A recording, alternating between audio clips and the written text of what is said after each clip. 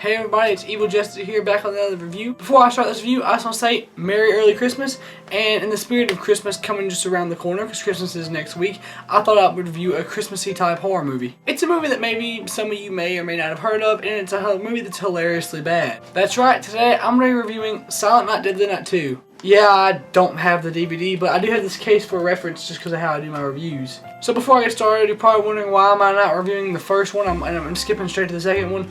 The reason I'm not reviewing the first one is because one of my good buddies, Felix M, he will be reviewing the first one, and there's actually an annotation right here and a link in the description if you want to go check out his review of his first one. I recommend you go watch that one before you watch this one. Let's get into the review.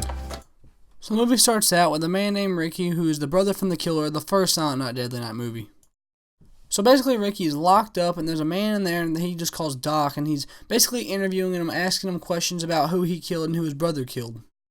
And that is basically the entire movie. About a quarter of the film is just the first movie retold in the second one.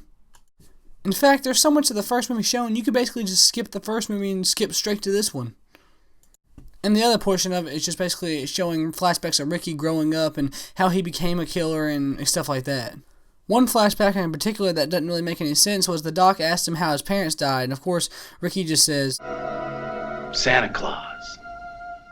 Now, when this incident happened with his parents and Santa Claus killing them, Ricky was only a baby. He would not have been able to remember that.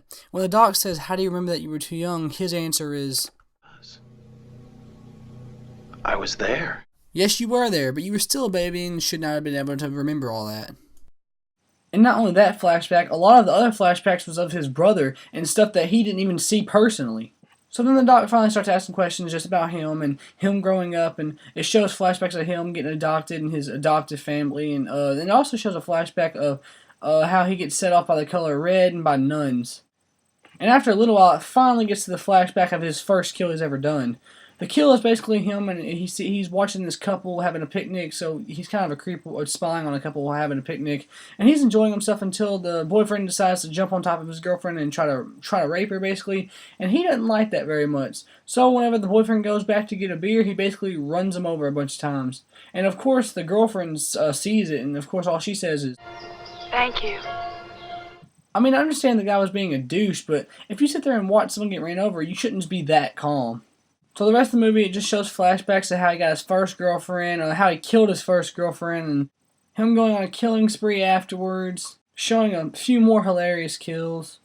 Then finally, he escapes from the facility after killing the doc and goes and finds Mother Superior. Okay, now that I've summarized Silent Night, Deadly Night 2, I'm going to be going over the blessings and the flaws of this film. The blessings. So, one of the blessings is that a lot of the deaths were actually pretty hilarious, like Garbage Day, for example. Garbage Day! Huh? No! And this death scene right here, which had me and my friend Zach laughing for about 30 minutes straight. Next thing you know... Shh. Naughty.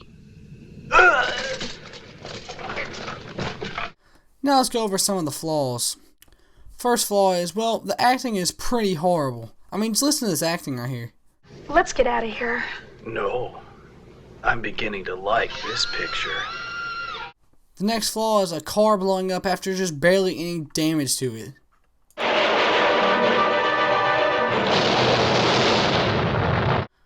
And another flaw is basically showing too much of the first movie in this one. So, in the end, Silent Night, Deadly Night 2 kind of blows, but it's still enjoyable to watch with your friends because it is hilariously bad. There's a few scenes in this movie that you and your friends could possibly laugh at. I know me and my friends did, but the movie is only good enough for me to give it the rating of 36%.